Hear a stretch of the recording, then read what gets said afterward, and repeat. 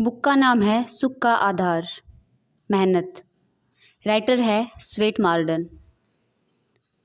Lesson number 1, परिश्रम और उसकी उपयोगिता।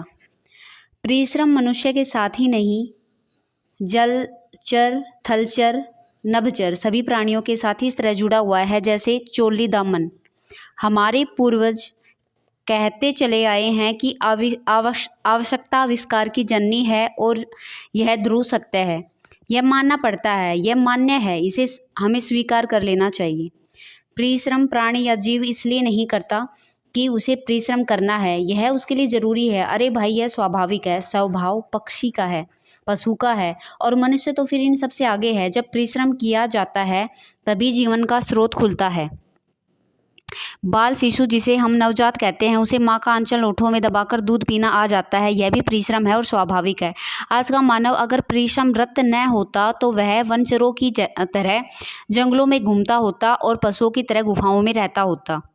सवेरे जैसे ही आकाश में भोर का तीर छूटता है, रूपहले चमकीले गोटे तारे अंबर वनहार में डुबकी लगाने लगते हैं, तभी कोठरों में बैठे पक्षी चींची का राग गाने लगते हैं। यही सवेरा है और यही जीवन का प्रभात, जिसमें मुस्कुराहट स्वाभाविक होकर होठों पर आ जाती है। हम प्रसन्न हो जाते हैं, हमें सवेरे का वातावरण अपनी ओर आकर्षित कर लेता है। इसी तरह हर दिन का नया अध्याय सूर्योदय होते ही आरंभ हो जाता है, परंतु वह अध्याय समाप्त नहीं हो जाता।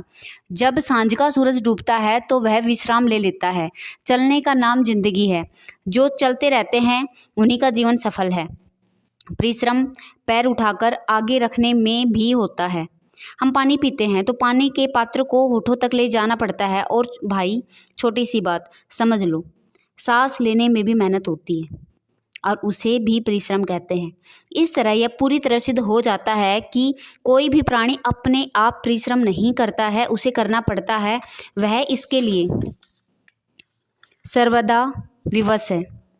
विचारकों की दृष्टि से परिश्रम न जाने कितने अंग हैं। उनकी भाषा से, उनकी मान्यता से परिश्रम करने के बाद हमको ऐसा अनुभव होने लगता है कि हमने एक बहुत बड़ी समस्या हल कर ली है। हम किनारे पर आ गए। अब हमारी नाव कभी डूब नहीं सकती। मैं तुम्हारा ऋणी हूँ परिश्रम देवता। तुमने यह सिखलाया है कि आदमी कुआं खोदकर पानी कैसे पीता है। तुमने ही सिखाया है कि अपने पैरों पर कैसे खड़ा हुआ जाता है।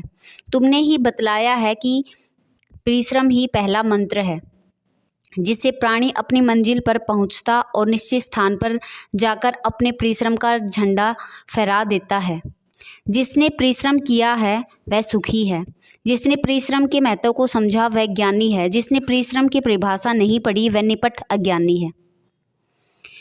पाश्चात्य देश परिश्रम को सर्वाधिक महत्व देते हैं और सबसे पहले उनकी पूजा करते हैं। उनका कहना है कि वर्क इज वर्शिप, अर्थात काम ही सच्ची पूजा है।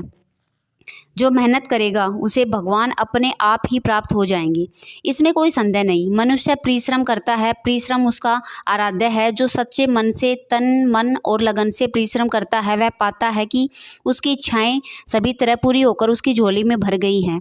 वह जो चाहता था उसे पा लिया। अरे भाई, सफलता बुद्धि प्रतिभा को नहीं कहते हैं। मेहनत पर मेहनत करो, यही एक सच्ची सफलता है। हमारी संस्कृत भाषा युगों पुरानी है। इसने सदयुग देखा। त्रेता में भी इसी में वाल्मीकि रामायण लिखी गई और द्वापर में हुए वेदों की रचना। वेद व्यास जी ने बोला और गणेश जी ने लिखा। वही भागवत हुई, वही महाभारत और वही गीता। फिर इस कलयुग में संस्कृत ने न जाने कितनी भाषाओं को जन्म दिया। उनमें से हमारी एकमात्र भाषा हिंदी भी है। हाँ, तो कहने का मतलब यह है कि संस्कृत में कहते हैं कि उद्योगिणम पुरुषम सिंहम उद्धेप लक्ष्मी, अर्थात उद्योगी पुरुष ही लक्ष्मी का अर्जन करता है। मोटे शब्द में जो मेहनत करता है वह धन कमाता है।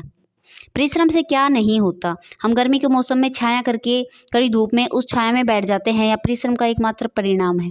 अरे मनुष्य वेगवती नदियों में पुल बना देता है, उन पर बांध बांधता है, वह बिजली पैदा करता है। परिश्रम ने उसे सिखलाया है कि विज्ञान क्या है।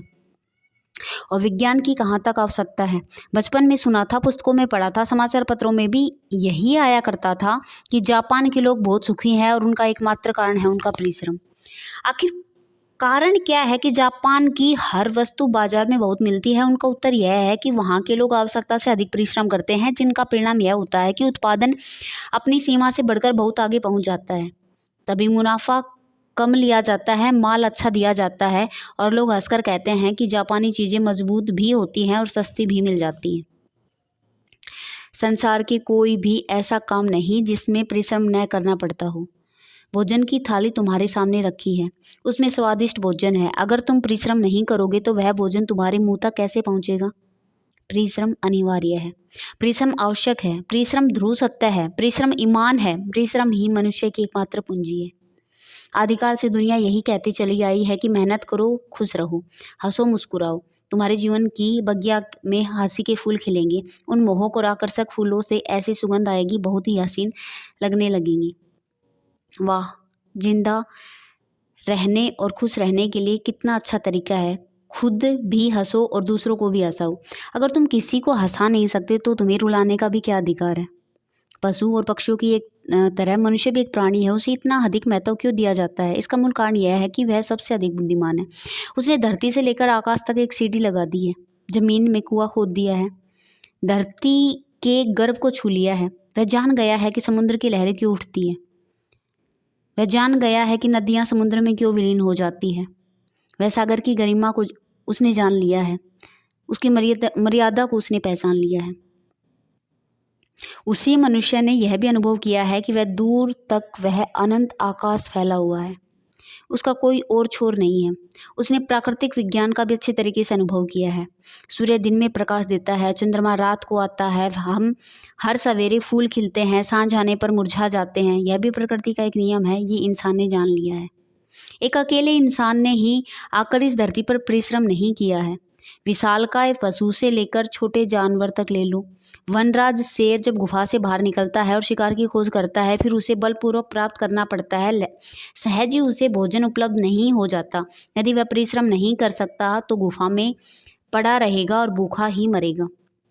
ऐसे ही चींटी भी परिश्रमी है। वह चावल के एक दाने को किस प्रकार परिश्रम करके अपने बिल तक ले जाती है और उसे कितनी बार गिरना, रुकना, ठहरना पड़ता है।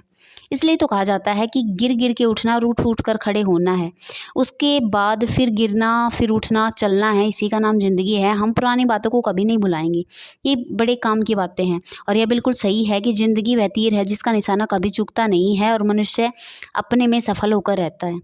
यही कारण है कि संसार में हमेशा जिंदा दिल लोगों की जीत होती है और वे हरदम हर क्षण मुस्कुराते रहते हैं। परिश्रम सफलता का प्रतीक है, संतोष का दाता है, शांति का एक स्रोत है और जिंदगी का एक गीत है जो रोज गाया जाता है और कभी पुराना नहीं होता है। जो लोग परिश्रम से घबरा जाते हैं, जो परिश्रम नहीं कर सकते, जिनकी दृष्टि में परिश्रम का कोई महत्व नहीं है, वे नर नहीं पशु के अधम है। वे इस धरती का बोझ है और संसार के लिए एक अभिशाप है। आदिकाल से लेके अब तक का जितना भी अराजक तत्व है वह परिश्रम से शून्य है, तिकड़म से भरपूर है। वह रात की दिन का सूरज देखना चाहता है और दिन में अमावस का काला अंधेरा। ऐसे लोग न तो सुखी रहते हैं, न सफलता प्राप्त होती है, न वे अपनी मंजिल पर पहुंच पाते हैं। यह उनका सबसे बड़ा दुर्भाग्य है। परिश्रम करो, खुश रहो, मुस्कुराओ। जिंदगी जीने के लिए है, उसमें कुछ करो। अगर दुनिया में आए हो तो इस धरती के लिए भार मत बनो, धरा का उद्धार करो। मनुष्य कितना शक्तिशाली है, वह पहाड़ों की छाती चीरकर उसमें सड़क बनाता है, गुफा बनाकर उसमें रेल निकालता है। वह क्या नहीं कर सकता। आज का मनुष्य अच्छी तरह जान गया है कि धरती ही धन है, धरती ही माँ है, यह धरती की गोद है जिसमें पलकर हम बड़े होते हैं। वह यह भी जानता है कि जिंदगी जिंदा दिली का नाम है। मुर्दा दिल क्या खा